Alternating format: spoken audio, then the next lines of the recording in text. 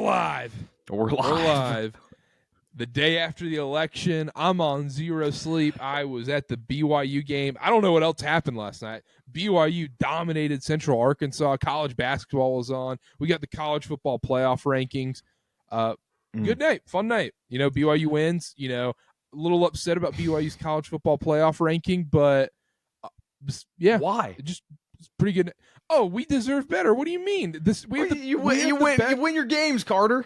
Yeah, we won our games. We have more ranked wins. Why is Indiana above BYU in this scenario when they haven't beaten anybody? They say, margin of victory this, margin of victory that. But it's much easier to have a better margin of victory when you're the 101st ranked schedule in the country. Of course, not a college football show. It will figure itself out. I guess I can understand you being upset, but Karter, you win the rest of your games, and then you don't have to worry about it. So it's just Dylan and I here. If you're listening on Spotify and Apple Podcasts right now, we're recording November 6th, early in the morning. Interesting, a couple people aren't here. And you bring up an interesting point, a point that I was going to bring up. Not that there's anything wrong with this, but we do know who the next president of the United States is going to be, and it is a little ironic that we have two people missing from the show the next day. It is very ironic, and it is also very ironic it is us two on this podcast right now. Mm-hmm. Yeah. Well, North Carolina, Connor, North Carolina guy, that Democratic governor, so you would think maybe he has some kind of win. Connor got a small win there. Maybe he would show up, but, we here at KarterKast, we have a generous PTO policy, and that means, if you're upset about the results of an election, results of anything like that, then of course, take some personal time. So yeah, I guess so. They're in shambles, right? I don't know what's going on. I mean, I didn't necessarily care about the result of the election. I more so cared about how did BYU basketball look last night, and subscribe to Church Ball, talked about it. That'll be out while you're listening to this, so make sure to check that out. Action. Yeah, there was some action last night. Did not tune in at all. Are you serious? See, this is no. This is where the problem becomes, is that when basketball starts, it's no longer football. You don't care about football. No, you don't care about football anymore. I don't care about crappy football. It's not crappy football. I'm not going to waste my time. It's crappy football. Bowling Green could win the MAC. No, people give Action a little too much credit because hear me out here. I think Conference USA and the Fun Belt kind of rained on their parade. No, it's not even close to the same product. Not even close. I don't think it is at all, but I think it's worth mentioning. They rained on their parade a little bit, where the Tuesday, Wednesday lore loses a little flavor. I don't know. I don't know if I'm buying into that. You can't. Once Louisiana plays on a gray field while it's snowing, then we can talk about it being the same product. I think the MAC needs to start the Tuesday stuff a couple weeks earlier, is what I'm saying. I would agree with. I would be for them never playing a game on a Saturday. Yes, the whole conference, all year. Yes, I 100% agree with this. Maybe we should start getting ready for the 28 election, and that's what we can run on. I think that's what the other people that are missing this podcast are doing. I'll be VP. I don't even have to be the president. Yeah. All right, sounds good with me. But this is an NFL show, so we're going to talk about NFL football today. It'll be a shorter pod. We got stuff to do, so we got to get out of here. But one thing I wanted to start with on today's show: the best team in the NFL right now. Who is the best team in the NFL right now? We have the Chiefs, who are undefeated, but they've looked shaky. They've been in so many close games.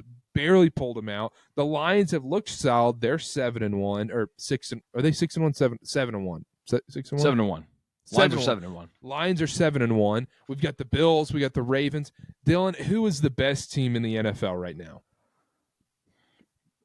Record-wise, obviously I have to say Chiefs 8-0 undefeated, but they have. I caught the back end of Monday Night Football, and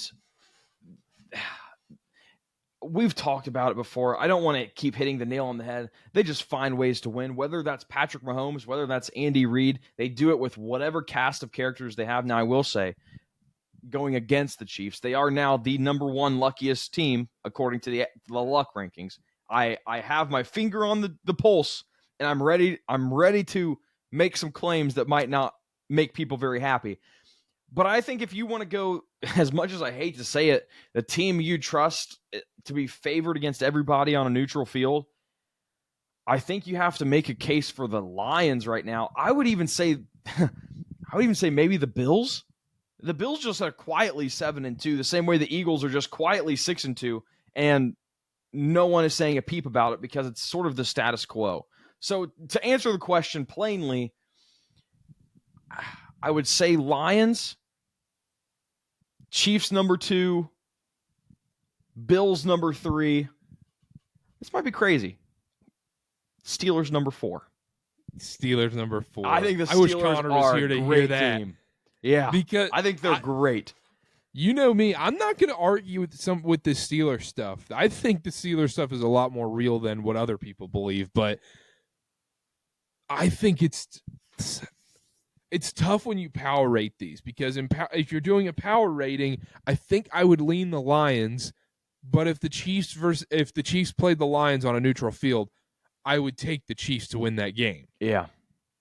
So in that respect, I still think the Chiefs have to be the best team, even though they're with them being undefeated, even though their margin of victory is extremely slim.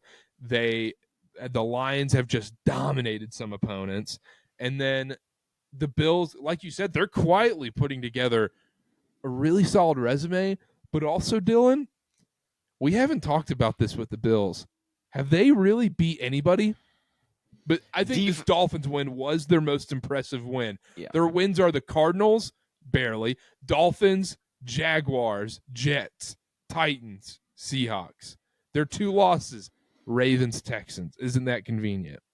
Well, Texans, if we don't have to pull back memories from the bank here, but that was a game you could argue that first half was awful. That's they were fair. down. That's they fair. were down. They were down 20 in the first half. But I still think that game against the Texans, the Bills could have very easily won that. Now, I will say, I also think the Cardinals win is going to it's going to look better and better as the year goes on. But the Bills defense does not look like the Bills defense of the past. And I'm just looking at some of these grades here. It's a bunch of yellow. It's a bunch of light green. It's a bunch of orange. It does not look good for the Bills defense. But like I said, quietly 7-2. Who they have on deck? Let me look. I'm trying to.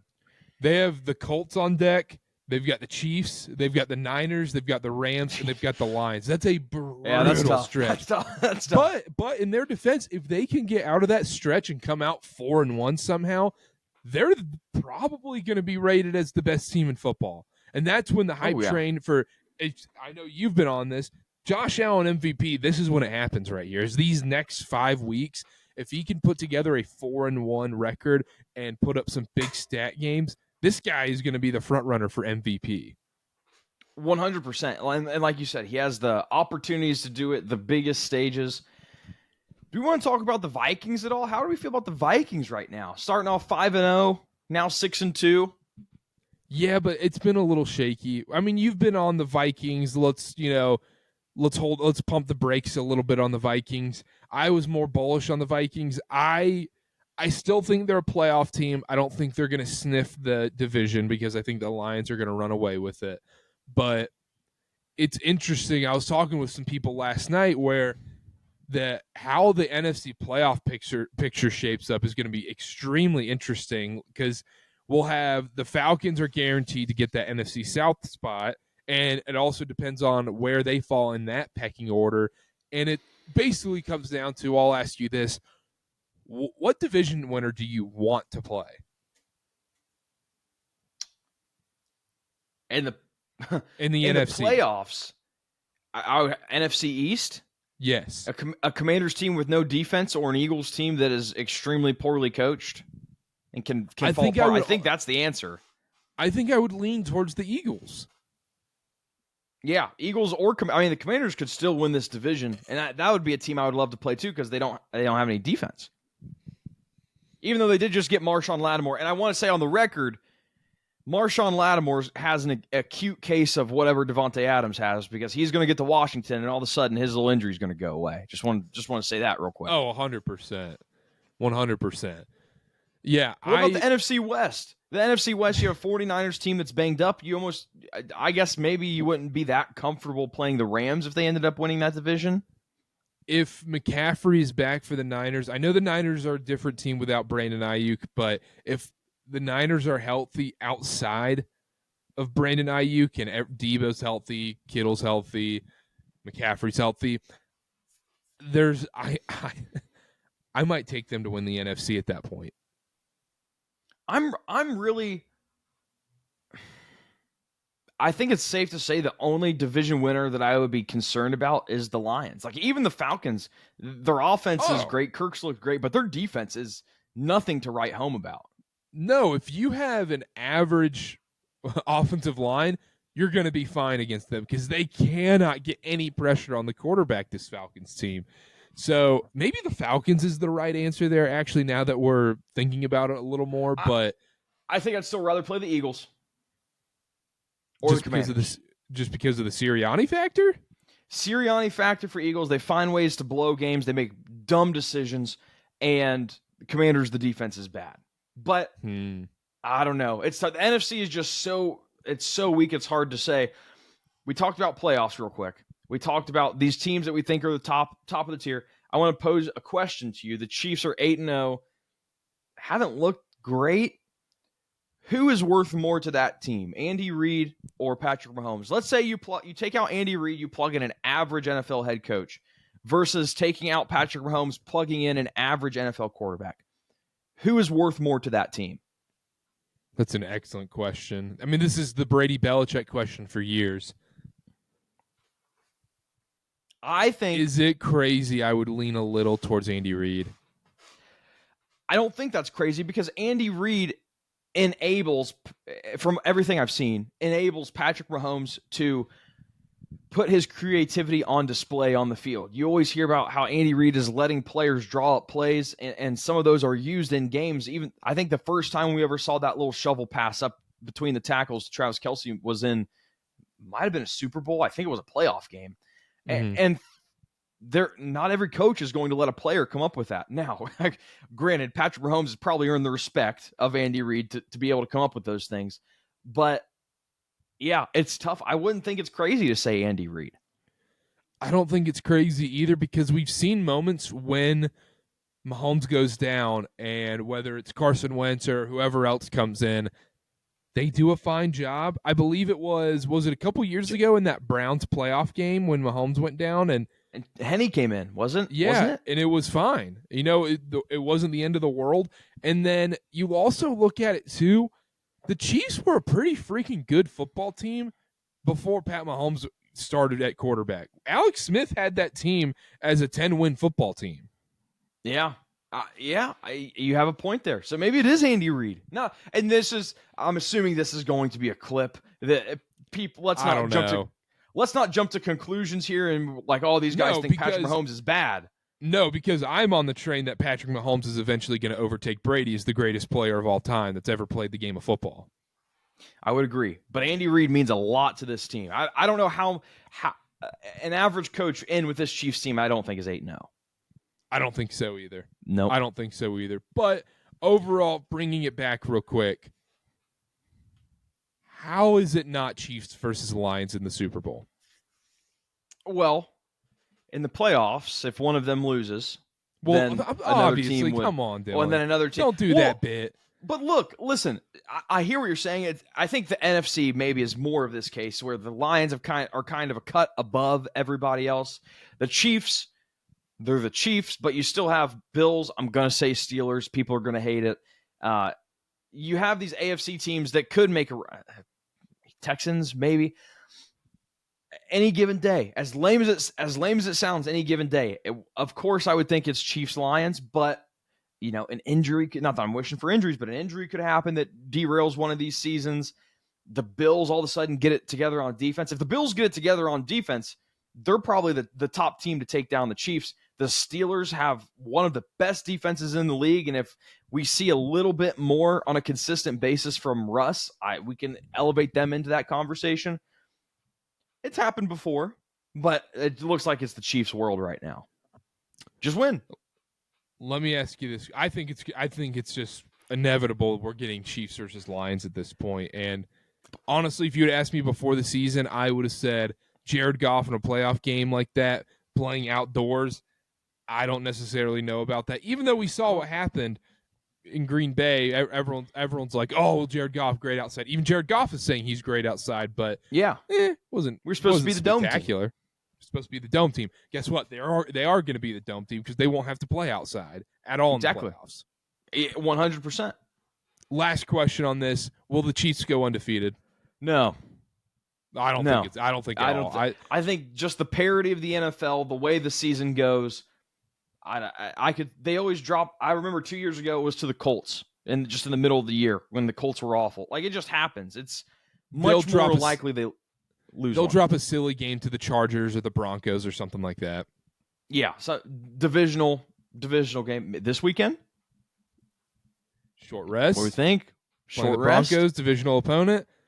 Broncos coming off a humiliating loss. Mahomes a little banged up. I don't know. We'll see. Other thing I want to talk about before we preview a few games. There are so many 2-7, 2-6 teams right now. Just a quarter of the NFL is at 2 wins. Is a quarter of the NFL that bad? It's just teams beating up on each other. It just, you got a 2-7 team beating up on a 2-7 team and vice versa. But I don't know about you. There's one in this mix that I think could play themselves into a playoff spot. Play themselves into a playoff spot. Clearly, you think the Miami Dolphins. I think it's the Miami Dolphins. And we touched on it in the recap show. Since Tua's come back, the offense has looked great. Granted, they lost a close one to the Bills last week. Look at who they have to play, Carter. You have the Patriots, Browns, Jets twice, Raiders. You have the Rams and the 49ers on deck. The Texans and the Packers won't be easy. But they have the second easiest schedule going forward, and we have seen this team with Tua versus without Tua. He elevates them. He looked great last week. I'm seeing 9, I think. 9 teams with 2 wins. They're the one that I think could make a jump here. They're the only one that can make the jump. The Jaguars are officially done. That would be the other team, I think. Titans are done. Everybody in the NFC, I think, is done. Even the Cowboys at 3 wins, I think they're cooked, obviously, now that Dak is out, and it looks like they're, setting up shop for next season, it looks like. That's it. The Dolphins are the only one that could even potentially get out of this one, and I still think it's just too big of a hole to climb out of. 2-6 is there is no margin for error for the remainder of this season. You've got to win 8 more games. Yeah, minimum, I would say. But so that means you got to go 8-1 to close the season. Yeah, you would have to put something together. That's for sure. There's no time to mess around. But I mean, could we rely on maybe one of these AFC teams having just falling for, like, Chargers? They're 5-3. Could they fall? Broncos 5-4. Surely they're not going to be that good at the end of the year. No, but then you also have to factor in, okay, the Jets and Bengals. What could they do? The Bengals? I guess we'll find. The Bengals are a big one this week. The Bengals are overtaking the Chargers. This would have been a great segue if there wasn't one more thing I wanted to talk about. Who's the worst team in the NFL right now? Panthers. It is the Carolina Panthers, isn't it? Is that what you're going to say? I was going to say the Carolina Panthers. Their defense is horrific. I think the Vegas Raiders are right there, too, at the bottom. I think the Giants are a little bit of a step above those teams. I think they can look competent at times, but that Panthers defense is one of the worst in NFL history, and the Raiders, they've been awful, too. They can't stop anybody, but I think they're on a different level of bad than, let's say, the Browns or the Titans. Even the Patriots have looked frisky in quite a few games this year, honestly. But the Saints are also, I think, the other pick. The Saints without Derek Carr was the other one I wanted to bring up. I was going to ask you about the Saints, and then the Patriots. I think the caveat there is you have a rookie quarterback in that actually doesn't look awful. So it's like, you can't really say they're the worst team because you don't know what you're getting from him. He's actually looked pretty decent. But the Saints started 2-0, now 0-7, fire their head coach. Their defense, their numbers are awful. Offense is all right. The offensive line's not great. Decent at running the ball. But the Saints are another team you have to have in that conversation for the worst team in the NFL. Isn't it incredible that after 2 weeks with the New Orleans Saints, we're sitting there, they're like, oh, wow, back-to-back 40-point blowout performances. These teams are insane. They beat the Panthers. They beat the Cowboys. They beat that insane Cowboys team, who are two of arguably the worst defenses in football this season. And then I really wonder what the Saints stats look like if you just exclude those two outliers. Yeah. And hand up, I fell victim to the Cowboys win because I thought the Cowboys weren't going to be as bad as they are now.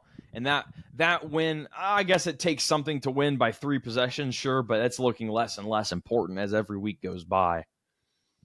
It's not okay, though. The Cowboys got Jonathan Mingo, so all is well in Dallas. 4th rounder, right? Insane. That's one of the worst crazy stuff in NFL history. Jerry Jones had his eye on a guy, though. I guess that's what he had. Who knows? But yeah, I think it's still the Panthers. I would put the Raiders and Saints in that category. Actually, no, scratch that. The Saints without Derek Carr are the worst team in football.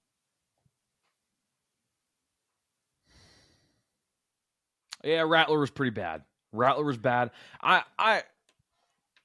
This might be one we have to bookmark for in a couple years when we're doing this show. I don't think Jake Haener is going to be all that bad. I think he'll be a backup quarterback for a long time. I like what I see from Jake. Yeah. But Rattler, no. Rattler's not there yet. Let's talk about some Thursday Night Football. Let's do it. Let's do Thursday Night Football. We got Bengals-Ravens. Baltimore, -6, over-under 52.5. Game is in Baltimore. Dylan, that is a big spread. Big spread, big total.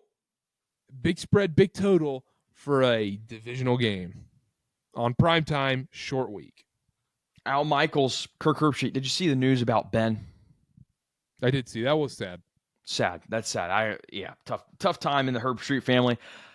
Both teams top 3 in red zone conversion, top 5 third down conversion. Both offenses hum. When I saw this total, I thought this is insanely too high. But then you look at the stats and you're like, okay, well, there are some things that point to explosiveness here.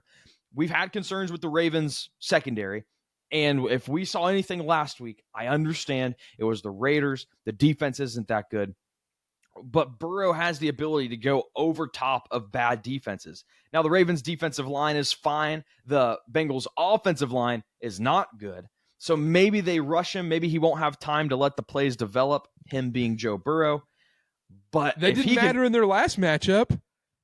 That's more than fair. And he just needs a little bit. He needs a little bit to torch this Ravens defense. You take into account that the Ravens had that blowout win against the Broncos. You almost feel like it's a coming down to earth moment. I don't know. There's a lot of conflicting things here. I'm not going to take anything.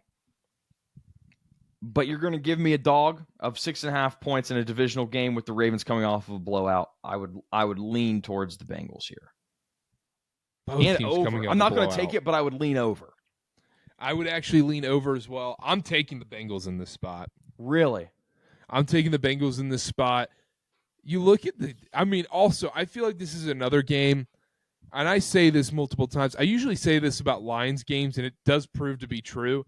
Just take an anytime touchdown score on either team, and it's probably going to hit in this one. I would lean Jamar Chase in this matchup. I think he's going to have a field day. I think he's going to have 100-plus yards, touchdown, have a great day.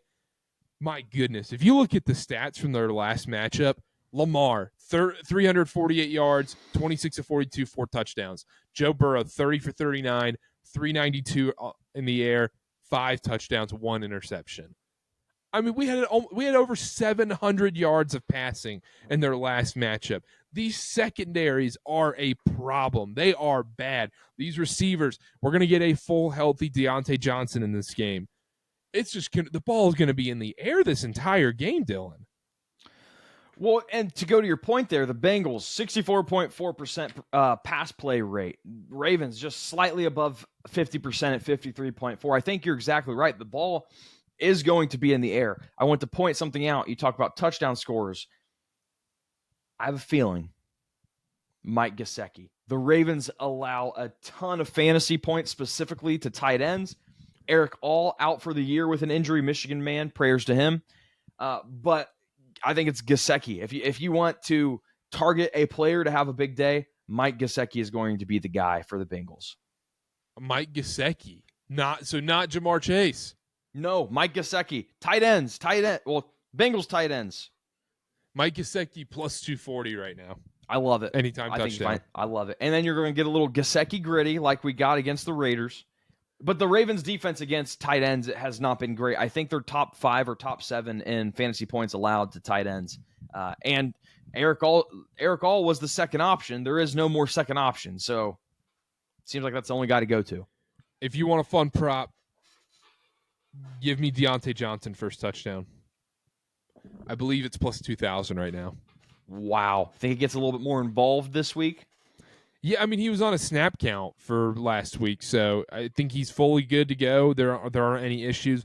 Also, he's another magically all of a sudden he's healthy kind of guy, so I think he could have a big day against this Bengals defense. But, yeah, it's going to be a lot of points on Thursday night. I kind of want to take the over, but I can't. Like there is no pause in scoring for 52.5. It's so many. Yeah, no, and two red zone turnovers, you're cooked. Yes. Yeah. You almost need a defensive score. Honestly, yeah. You need some wacky stuff to happen. Let's move on. We've got the Germany game real quick. Very funny. Giants-Panthers. Shout out our guy Luke Gray. He's going to the game. He's going? He's boots on the ground. Boots on the ground. He will be in Germany. I might need to get him to make a KarterKast video for us in Germany. That's like some sort of a sick punishment. Like, that's not I'm going to the Germany game between the Giants and the Panthers. It's we are making you go to the Giants-Panthers game in Germany. No, he bought it himself. He chose to? Okay. He chose to go. Good for you, Luke. He chose to go. He said, I'm going to see the Carolina Panthers play. And I think it's his first NFL game, his first Panthers game, definitely. Shout out our guy Luke Gray, big fan of the show. I have to text him. We'll have to get boots on the ground video from Germany this weekend for Panthers versus Giants. Can he speak? What I want to see is him go up to somebody and they just start speaking German. And it's like, I don't know what you're saying. I wonder if he speaks a little German. I don't know. We'll find out. Is this a home game for him? Is this closer than what Carolina would be? Yeah. Yeah, it'd have to be. Yeah, 100%. Okay. All right. Come on, Dylan. Luke, if you're listening, is this a drive or a fly situation? Buddy. DM us. What? Is he driving or is he flying? He lives in England. Yeah. Is he driving or is he flying? He's flying. Are we separated by an ocean there? Yeah. I'm a math guy. All right. He's flying. He's flying. Okay. All right. So he's paying for a ticket to the game and he's paying for a plane ticket. And yes. Credit to him. Number one Panthers fan. Yeah. I mean, that was me in Denver. I'm looking up a map of the world. I think you're wrong. Where's he at? England. Yeah. Yeah, that's an island. That's an island. That's an island right there. Okay. All right. So no boat. No, I don't think he's taking a ferry to France and then driving to Germany. Just flying. Okay. All right. Sorry, Luke. That's why this show makes the big bucks. Dylan. Yeah. The Steelers are playing the Washington Commanders, and if you would have asked me before the season, I would have said potential nap game of the week. Maybe I don't think Jaden Daniels would have been healthy by this point. Man, we got a 6-2 Steelers getting sussy for Rusty out here playing against the 7-2 Commanders. Jaden Daniels, this team's firing on all cylinders. Game is at FedEx Field. Washington is a 3-point favorite. That's what's crazy to me. I don't know Dylan. how. Dylan. I love the Steelers. They have the better defense. They have the better offensive line. I'm not going to say they have the better quarterback. I'm going to say it's still up in the air. We are not saying that. I'm going to say it's up in the air. But this defense, when you dive into what they've done this year, could very easily be considered the best in the NFL. And the Commanders' defense, they have holes, allowing nearly 70% red zone conversion rate. There are issues here with this Commanders' defense. And we've seen Russ so far, sample size of 2 games, he's looked pretty good. And when I say pretty good, he's been asked to throw the ball up to George Pickens and let George Pickens do his thing. And he's been asked to throw the ball to guys like Calvin Austin III. Sounds like a former U.S. Treasury or Secretary back in the 1800s. Mm-hmm. We have Van Jefferson catching passes once again in the year 2024. Van Jefferson looks like a stud. Russell Wilson is elevating everybody around him on this team. Everybody around him. And is it skill? I don't know. Is it skill, or is it just giving his guys opportunities to make plays? And I was high on the rush train, but you can't say this doesn't look better than what it looked like with Jesse. Solely my reason for taking the Steelers here, the defense in this spot. You look at the Commanders' schedule. We're not sitting here saying sell high on the Commanders and doing that whole thing again. Well, okay, like sell everything. This team's not winning a playoff game type thing. Maybe not that. Okay. Weak division. All right. Weak division. But you look at this team, you look at the defenses they've played and the offenses they've played. They have benefited from playing some very lackluster defenses and some pretty suboptimal offenses. You look at this schedule, the top defenses they have played, the Ravens, and we just talked about the Ravens against the Bengals. They put up 23 against them. Fine, decent performance, whatever. The Bears. In reality, they should have put up 12 points against the Bears if the Bears could stop a Hail Mary in that game. Besides that, you're talking about the Giants, the Bucks, the Bengals, the Cardinals, the Browns, the Giants again, the Carolina Panthers. Those are some of the worst defenses in football that we've mentioned. The Steelers, they are going from the worst defenses to the best defense in football. I think that is going to be a huge difference maker in this game for a rookie quarterback going against a Mike Tomlin-led defense that is playing at a top-tier level right now. Russie is just going to do enough to get it done. I'm not worried about the Steelers' offense against the Commanders' defense. I'm very worried about the Washington offense against the Steelers defense. I can't believe we're getting 3 points with the Steelers in this game. It feels like a discount. And now, can I say one good thing about the Commanders from at least last week? Permission? Go for it. Last week, Terry McLaurin averaged less than 1 yard of separation. Last week, he had 2 touchdowns. So we talk about the Commanders' defense. We talk about how it might be fraudulent. They look great. They just allowed, 22 points to the New York Giants. Offensively, I don't think anybody's going to deny this, but, Jaden Daniels has unleashed Terry McLaurin to the point to where he doesn't even have to get that open. He just has to be given a chance to make a catch, and it worked last week big time. I think the average separation across the league is about 2.5 yards. So this was a very small window Terry was working with, and it looked great. All that being said, Steelers all the way here. The defense is just way too much. And I want to mention another thing really quickly, too. I don't want this to be a thing where I'm anti-Commanders or anything, but in this spot, I am anti-Commanders. But as a season as a whole, this has been so impressive. Dan Quinn should be the coach of the year unless the Chiefs go 17-0. I don't care what happens. If you're a 17-0 team, you're the coach of the year. I don't care if you have the greatest quarterback of all time on your roster. That's insane. Mm-hmm. But Dan Quinn, the job he's done, and Jaden Daniels, how electric he's been. He's going to win Rookie of the Year, barring injury. Dan Quinn is going to win Coach of the Year most likely as long as the Chiefs don't go undefeated.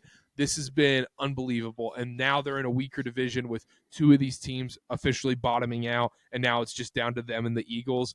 We're going to find out the weekend. And is this a sneaky look-ahead spot? I know we say that sometimes in sports. The NFL is tougher because week to week is so important, but they play at Philadelphia the following week, and that is a potential division decider. Yeah, 100%. I don't think I agree with you as much about the look-ahead spot, meaning less in the NFL. I think it means more in the NFL. But you think it means more in the NFL? I don't think it means more in the NFL. Maybe they're easier to spot because you don't have as many games. Maybe that's the point. But yeah, I think you're exactly right. This could be a look ahead spot. That game against the Eagles next week is going to be a huge position. But can you look ahead against the AFC North leading Steelers? Like, it'd be different if they were playing the Raiders. That might be more look aheady. Yeah, that's my thing. It's where the Steelers are a good enough team, and you're going against a Mike Tomlin led team. You're like, oof, I don't know, but yeah, I'd still give Steelers, big time Steelers here. Let's close up. Let's talk about one more game, and then we'll do a parlay and get out of here. Sunday Night Football. I'm very excited for this one. We've got Lions versus Texans. I think this is going to be a very telling game in my mind. We've got Lions only as a 3.5 point favorite on the road. I think I feel like these Lions lines have been very weird this season, Dylan. I'm square.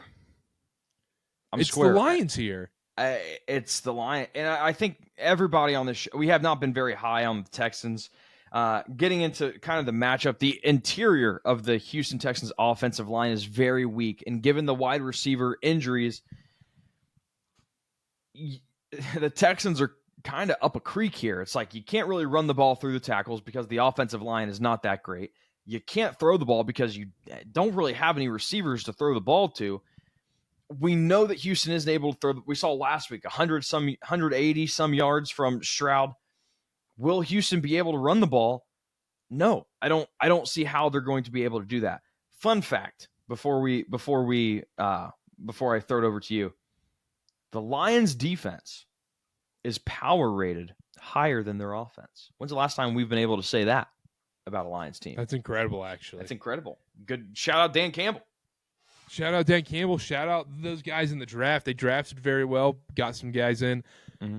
It's all Lions here, man. We've seen C.J. Stroud at this point where against with a subpar offensive line, without guys like Nico Collins and Stephon Diggs, he is a different quarterback. That's just the nature of it. I don't think C.J. Stroud's a bad quarterback by any means, but when you lose your top two weapons and the offensive line is depleted, it's interesting that, all of a sudden we're seeing, C.J. Stroud with a horrifically bad offensive line and no weapons, he doesn't play as well. I wonder how that works. If all of a sudden we're shocked. Yeah. I think it's the Lions big here. I don't see how they do this unless the Lions somehow shoot themselves in the foot with turnovers, which likely isn't to happen in a dome against this honestly average Texans team right now. What do you think about the total? 49.5. I don't see how Houston does their part. That's my issue too. It's where the Lions have to put up 30 plus. Yeah. I would lean Lions. I'm not going to take it at least as of right now, but it's really hard for me to get to back this Texans team with all of the injuries and how bad the offensive line is. And the line, it's a dome. It's a dome, Carter, so it's almost de facto Lions. And I think the Lions are just going to have so much success on the ground. We've seen teams run all over the Texans this year still. That's just been a theme of the Houston Texans for the last decade, if we're being honest. Teams have always been able to run on them, and the Lions are going to have so much success in this game, running the ball, throwing the ball. Everywhere you look, I think they're going to have success. I don't think it's going to be particularly close. I know Ben will hate to hear that, but I think that's the case. I don't know why else. I don't know how. I really don't know how the Texans pull this one off. I don't see it either. I don't see it either. All right, we're gonna get our Ben would love to hear that. Ben would love to hear us talking nice about the line. Are you saying because it's a jinx? I think he would think it's a jinx. Okay. Yeah. Well, yeah. Well, let's do a parlay and then we'll get out of here. Real quick, are the Chiefs on upset watch this week? I wouldn't be surprised. What's the Carter number one rule of the show? Chiefs is more than a field goal favorite. Fade the Chiefs as more than a field goal favorite. I mean, divisional it's a perfect opponent. spot for it. We saw a very similar spot on Christmas last year where they were like 10-point underdogs to the Raiders and they lost outright. Wouldn't be crazy. You got to have some real balls. You got to have some real balls to take Broncos and Bo Nix at Arrowhead. To win or I don't know. You know me. We've done this show for a while. When you're giving me that many points in a divisional game, it's just like it's like in the cartoons or Tom and Jerry when it's like they see a girl that they like and it's like awooga and their eyes pop out of their head and the hearts come out of their. That's kind of like what I'm seeing here with Denver +8. I love it. All right, let's do a parlay and then we'll get out of here. First pick from Ben, the desk of Ben Hammond. It is Germany under. We've got the German under. We've got under 42. That seems way Giants too high. Panthers game. So, is it way too high? I love that. I don't know. This Panthers defense is real bad. Yeah. You're right. I don't know, but 42. I don't know. Panthers are due for an under to hit, even though the last 6 games the over is hit. But under in the Germany game, love it. Dylan, what's your pick? Number 1 rule of the show. Again. Chiefs is a field goal favorite. Don't take him. More than a field goal favorite. Give me the Broncos +8. I think this whole time I brought it up multiple times on the show. I think I was just bringing it up just so I would have someone else to ride the pick with me because I love the Broncos so much this week and I don't want to take it and I'm so scared to take it. But now that you're forcing me to take it, I love it. So Broncos +8. We got the German under. Connor's pick. I think he said 49ers. Is that what he said? I don't even remember. This is horrific podcasting. Well, let this be a lesson. If you don't show up, you run the risk of getting the parlay pick wrong. So let's go 49ers, and then if it was wrong, 49ers show up by next 5. time. Okay, all right. 49ers by 5 over the Bucks. We got the German under. We got the Broncos +8. They round things out. I think you're going to hate this one. Probably. Because you Eagles, lost last Cowboys week. over 42. Game is in a dome. I think the Eagles might put up 28, 30 plus themselves. I think we're going to see a little bit of a Cooper Rush garbage time masterclass. Okay, that's fair. I guess I can get behind. I can get behind the garbage time. I can get behind the garbage time aspect. You hate this parlay so much. Aren't the Cowboys getting healthy on defense? Like, isn't Bland supposed to be coming back soon? That's not this week. It doesn't matter. That defense is Swiss cheese. I guess that'd be pick 6s if Bland comes back. So doesn't matter. Give me the over in the Eagles-Cowboys game. Okay. Gross pick. I know. But anyhow, that's it for the parlay. Anything else before we go? Nothing. No, I got nothing. Think of. Am I supposed to have something? No, I just want to make sure I didn't miss anything. I don't have anything. All right. I don't have anything. I don't think we have anything. Short show today. We'll be back for the NFL recap show Sunday night. Make sure to tune into that. If you did not, make sure to tune into the college basketball show, the NBA shows, and especially our college football show. Dylan addressed all the Penn State comments and everything on there. Talked about Penn State, Ohio State. We've also previewed Georgia, Ole Miss. We talked about LSU, Bama. It was a fantastic show. Go watch it, like it, subscribe, like the channel, subscribe to the channel. Rate, review, give us 5 stars on Apple, Spotify. Do what you got to do to help out. Follow at Wilkerson A. Dillon, at Karter BA, at KarterKast on everything. Download SeatGeek, use code KarterKast, $20 off your first purchase. Dylan, anything else before we wrap up? People weren't happy with the apology. People were not happy with the apology. I don't get these people. You give them an inch, they want a mile. But go check out all the stuff. It's fantastic. Make sure to go tune in. We'll see y'all next time. Bye. What a great show that was.